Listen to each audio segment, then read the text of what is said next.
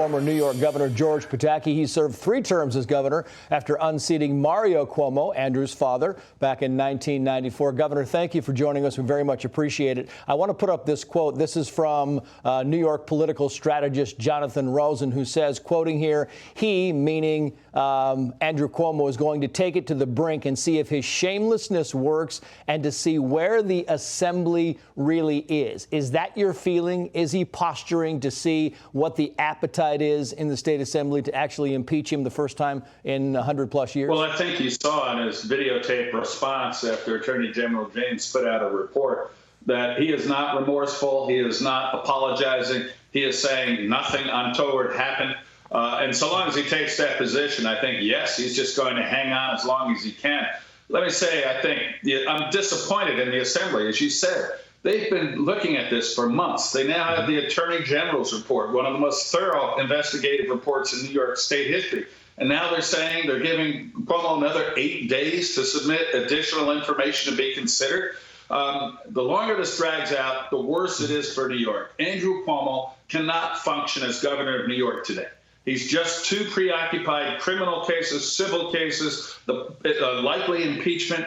He can't function as governor at a time when we have a COVID resurgence, talk about shutdowns, people are going back to school. How do you get people to go back to offices in New York? And he can't function as governor. So the quicker this is over, the better it is for the people of New York. What do you make of the New York Post saying, he might actually survive this simply because the Me Too movement is not as robust as it was 4 or 5 years ago?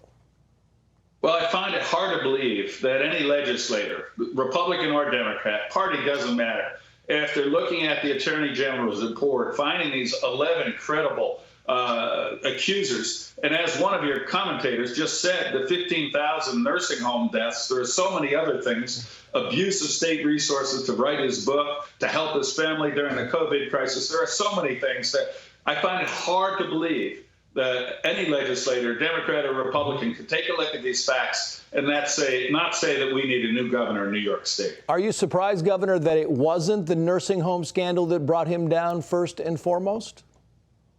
Well, that's what I was really the most upset about until I heard the other allegations. The fact that the governor was considered such a hero with COVID, got $5 million for writing a book, when New York had one of the highest fatality rates in the country. And the 15,000 nursing home deaths was something I was railing about from day one when he started putting COVID-positive patients in nursing homes. But for whatever reason, that just didn't seem to catch the interest of the politicians who should have been looking at that. Right now, we have the abuse scandal, and that combined with the others, I think, should lead any fair-minded legislator to take a look and say that we need a new governor in New York.